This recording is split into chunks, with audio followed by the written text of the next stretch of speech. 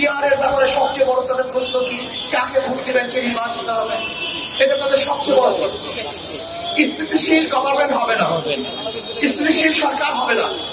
আমি তাদেরকে প্রশ্ন করতে চাই, ধরে না আজকে যে পদ্ধতিতে নির্বাচন হচ্ছে সেখানে যদি এককভাবে কেউ সংখ্যাগরিষ্ঠ অর্জন না করে, সংখ্যাগরিষ্ঠ না পায়, তাহলে সেই পার্লামেন্টের অবস্থাটা কি হবে? সেটা দুর্বল পার্লামেন্ট। যদি কোয়ালিশন সরকার গঠন করতে হয়, সে পার্লামেন্টে তো দুর্বলই হয়। বর্তমান পরিস্থিতিতে পদ্ধতিতে হলো দুর্বল পার্লামেন্ট হওয়া সম্ভব। আর পিআর সিস্টেমে নির্বাচন থেকে বিএনপির আপত্তি ঢাকারই কথা না, কারণ তাদের একজন উঁচু পর্যায়ের বক্তা বক্তব্য দিয়েছেন, উঁচু পর্যায়ের নেতা বক্তব্য দিয়েছেন যে 90% ভোট তাদের। যদি 90% ভোট তাদের হয় তাহলে তারা আসন পাবে 270-এর উপরে। তাতে এককভাবে সরকার গঠন করতে পারছে, সমস্যা কোথায়? ঝামেলা মুক্ত সরকার গঠন করতে পারবে। পিআর সিস্টেম নির্বাচনের ব্যাপারে তো বিএনপি বক্তব্য দিয়েছেন, কি বলছেন? তিনি জাতীয় সংসদ গঠন করবেন, জাতীয় সরকার গঠন করবেন। তা জাতীয় সরকারটা কিভাবে হবে আমাকে বলুন? সবার সম্মিলিত যে সরকার হয় সেই সরকারটাই তো জাতীয় সরকার হয় না, একক সরকারকে জাতীয় সরকার বলা হয়। যেহেতু সবার সম্মিলিত সরকারকে জাতীয় সরকার বলা হয়, আর পিআর পদ্ধতিতে তো সমস্ত দলের, সমস্ত মতের, সমস্ত আদর্শের মানুষের সাথে যাবে। কাজে সেহেতু বিএনপির বক্তব্য অনুযায়ী তো পিআর সিস্টেমের নির্বাচনের প্রয়োজন। পিআর নির্বাচনের সবচেয়ে বড় ফায়দাটা কি? পেশিস তৈরি হবেন, কালো টাকা সরাসরি হবে না, পেশির শক্তি ব্যবহার করতে পারবে না, ভোট চিন্তাই হবে না, কারোর ভোট বিফলে যাবে না, পৌঁছবে না।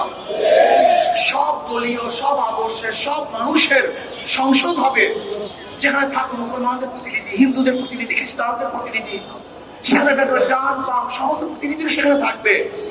রাস্তায় আন্দোলন করতে হবে না, আমাদের আলোচনা হবে সংসদের মধ্যে, রাস্তা চিল্লাচিল্লির কোনো প্রয়োজন নেই। আজকে অনেকেই বলতেছেন যে অমুকের নেতৃত্বে আজকে যুগপৎ আন্দোলন। আমি ওই সমস্ত পত্রিকা সাংবাদিক বন্ধুদেরকে বলবো, সাংবাদিকরা শিখেন, যুগপৎ আন্দোলন প্রত্যেকের জায়গা থেকে করে, কারণ নেতৃত্ব করে না। ইসলামী আন্দোলন বাংলাদেশে প্রথম যুগপৎ এই পিআর সিস্টেমে নির্বাচনের দাবি তুলছে। কাজী আমি সাংবাদিক বন্ধুদেরকে বলবো, লিখবেন, বলবেন, তারিখ আমাদের ঠিক থাকে। পিআর সিস্টেমে নির্বাচন দিতে হবে, এই জাতির দাবি। যদি আপনারা মনে করেন যোগ্য কমিশনে আপনার সিদ্ধান্ত বুঝতে না পারেন, সহজ কথা, আপনার গণভোট দেন, রেফারেন্ডাম দেন। যদি জনগণ পিআর সিস্টেম নির্বাচনের পক্ষে থাকে তাহলে আমরা অবশ্যই দাবি করতে পারি। আর যদি জনগণ পিআর সিস্টেম নির্বাচন না চায় তাহলে আমরা দাবি করব না।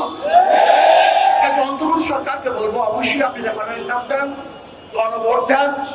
যদি জনগণ ডিসাইড করে যে আমরা পিআর সিস্টেম নির্বাচন চাই তাহলে অবশ্যই আপনাকে পিআর সিস্টেম নির্বাচন দিতে হবে ইনশাআল্লাহ। যদি আপনি কোনো অবস্থাতে আগেই বলেছেন বক্তব্য উপরের ইঙ্গিত, যদি উপরের ইঙ্গিতে আপনি পিআর সিস্টেম নির্বাচন দিতে গড়িমসি করেন তাহলে জনগণ ঐক্যবদ্ধ ভাবে আপনাকে বাধ্য করবে পিআর সিস্টেম নির্বাচন দেওয়ার জন্য। জুলাই সনদে আইনি স্বীকৃতি দিতে হবে এবং বিচার দৃশ্যমান করতে হবে। যদি তা না করে সংস্কার করতে হবে।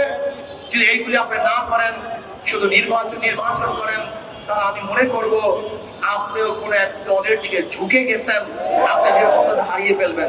ইএফটি ফার্স্টের সাথে ট্রেড করুন যে কোনো জায়গা থেকে, ক্যাম্পাসে ক্লাসের ফাঁকে, ঢাকার জ্যামে বসে কিংবা ঘরে বসে।